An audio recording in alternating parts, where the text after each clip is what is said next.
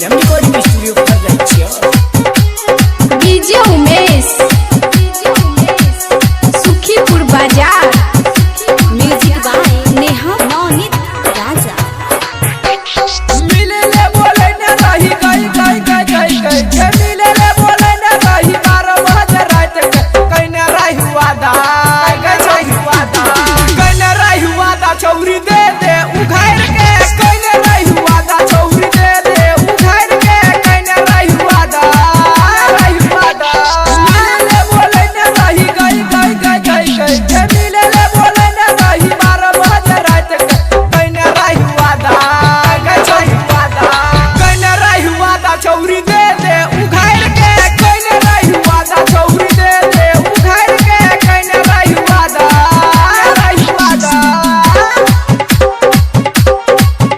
Music by Neha Naunit Raja. DJ Umesh Sukhipur Bazar. Sukhipur Bazar. Sukhipur बाजार। तोरे कारण हमर भैया बिकल गई देखी न हमर दोसर दूसल गई देखी न हमर दोसर दूसल गई तोरे कारण हमर भैया बिकल गई देखी न हमर दोसर दूसल गई कैसे के मुंहबा हम कैसे के मुंहबा देखैबै यार के कइने रही वादा कइने रही वादा चौरी दे दे उघार के कइने रही वादा चौरी दे दे उघार के कइने रही वादा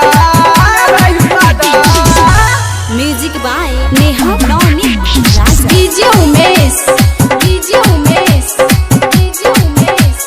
सुखीपुर बाजार। सुखीपुर बाजार। सुखीपुर बाजार। बोलेली चौरी तू राइटर गजेंद्र के दीपक सिंगर फायर देलक जींस के दीपक सिंगर फायर देलक जींस के बोलेली चौरी तू राइटर गजेंद्र के दीपक सिंगर फायर देलक जींस के अब काहे जाई छी तू अब काहे जाई छी तू हमरो बिसर के कइने रही वादा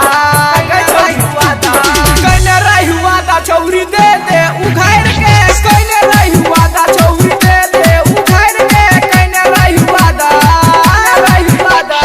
मिले ले बोले न रही गई गई गई गई गई के मिले ले बोले न रही 12 बजे रात के कइने रही वादा कइने रही वादा चौरी दे दे उघार के कइने रही वादा चौरी दे दे उघार के कइने रही वादा विक्रम रिकॉर्डिंग स्टूडियो पर रहिए।